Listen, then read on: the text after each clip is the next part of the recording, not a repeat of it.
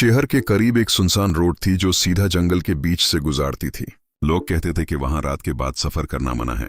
कई लोगों ने दावा किया था कि उन्होंने उस रोड पर एक अजीब मुसाफिर देखा है, सेफ्ट कपड़ों में लिपटा हुआ, हाथ में पुरानी सी लाठी लिए। उस शहर में रेहान नाम का एक लड़का रहता था। वो डिलीवरी का काम करता था और रात को भी ऑर्डर्स डिलीवर करता था। एक रात उसे एक जरूरी पार्सल जंगल वाली रोड के पार देना था। उसने सोचा, लोग तो बस कहानियां बनाते हैं, मैं डरने वालों में से नहीं। रात के 12 बज चुके थे, चंद आधा था और हवा ठंडी चल रही थी। रेहान अपनी बाइक पर निकला और धीरे धीरे जंगल वाली रोड पर पहुंच गया।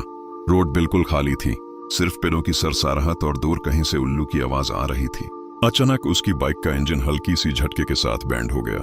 ये क्या मुसीबत है, रेहान ने गुस्से में कहा। उसने दोबारा स्टार्ट करने की कोशिश की, लेकिन बाइक ने जवाब दे दिया। तभी उसने महसूस किया कि जैसे कोई उसे देख रहा हो। उसने धीरे से पलट कर देखा, और अंदर में एक सेफ्ट सा साया खड़ा था। रेहान का गला सूख गया। उसने जोर से आंखें माली, लेकिन वो साया वहां ही था। धीरे धीरे वो साया उसकी तरफ चलने लगा। हर कदम के साथ हवा ठंडी होती जा रही थी।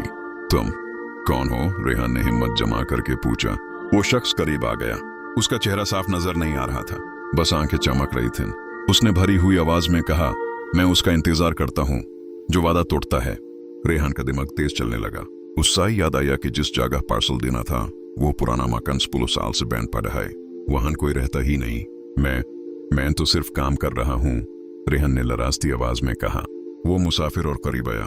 अचानक उसने लाठी जमीन पर मारी। जमीन से अजीब सी गूंज उठी और जंगल में से हल्की हल्की फिजा बदलने लगी। पेड़ों के पीछे से परछाइयां निकालने लगी।